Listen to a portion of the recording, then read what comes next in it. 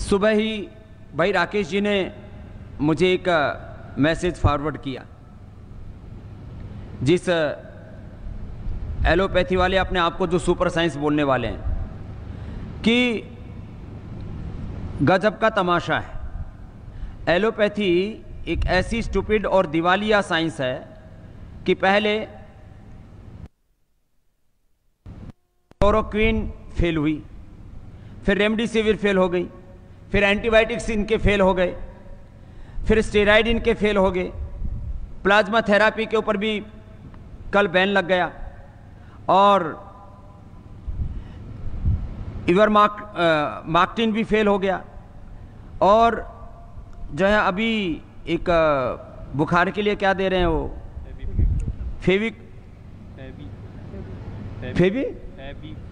फेविफ्लू, वो भी फेल है।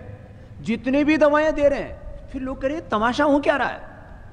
बुखार की दवाई उनकी कोई कोरोना के ऊपर काम नहीं कर रही, क्योंकि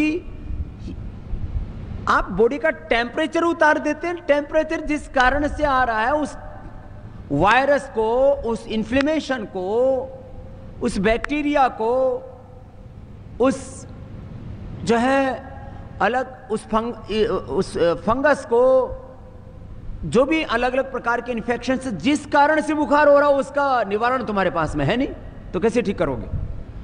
इसलिए मैं बहुत बड़ी बात कह रहा हूं, हो सकता है इसके ऊपर कुछ लोग विवाद करें। लाखों लोगों की मौत एलोपैथी की दवा खाने से हुई है।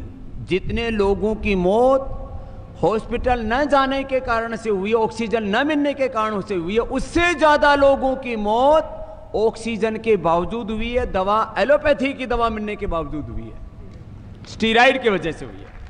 ये कोई ताली बजाने की बात नहीं है, वैसी बात बता रहा हूं। ये पीड़ा की बात है कि लोग समझ ही नहीं रहे करें क्या।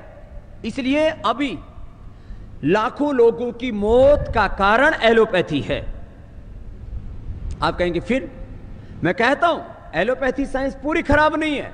मॉडर्न मेडिकल साइंस का हम स्वागत करते हैं, साइंस और टेक्नोलॉजी का विरोध नहीं है। उसमें जो प्रयोग किए जाने वाले जो अलग अलग जो मेडिसिन्स हैं, जो उसके अलग अलग थ्योरीज हैं, जो उसके अलग अलग जो फाइंडिंग्स हैं, जो अलग अलग उनकी झूठी रिसर्च हैं, उनका विरोध है। जितने लोगों की मौत ऑक्सीजन न मिलने से, दवा न मिलने से, हॉस्पिटल न जाने से हुई, उससे ज्यादा लोगों की मौत वहां हो रही है, और वहीं अब नए उपद्रव हो रहे हैं। कोरोना के बाद करोड़ों लोगों को, कोरोना के बाद कुछ लोग हॉस्पिटल्स में गए, कुछ ने घरों में ही ठोक ठोक के दवाइयां खाई हैं, मुट्ठा भर भर के। होम क्वारंटीन के दौरान डॉक्टर की सलाह लेकर के दवा खाओ, और सलाह दे रहे हैं वो ये सब जहर खाने की। कोरोना के बाद, कोरोना तो नेगेटिव कर लिया, वो तो अपना आप ही नेगेटिव हो रहा था, उस दौरान अपना बिगाड़ और कर लिया। क्या कर लिया? लीवर खराब कर लिया, डायबिटीज कर ली, फेफड़े खराब कर लिए, 25%, 50%, 70% फेफड़े खराब कर लिए, बीपी बढ़ा लिया,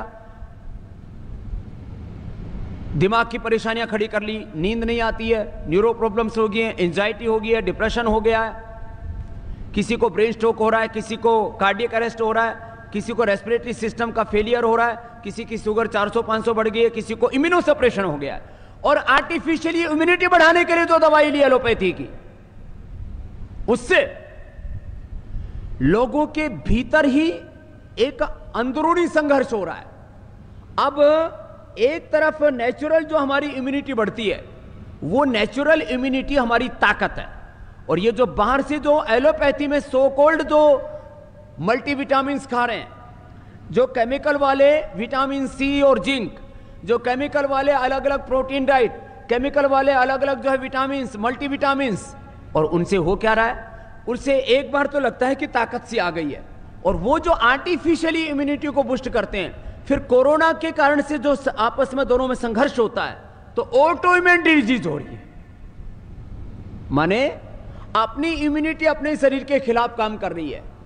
अपनी इम्यूनिटी अपने शरीर के खिलाफ जब काम करती है, तो जो कोरोना के अंदर होता है, कोरोना ये क्या करता है? गलत सिग्नल पास ऑन करता है और अपनी जैसी कॉपी तैयार करता है।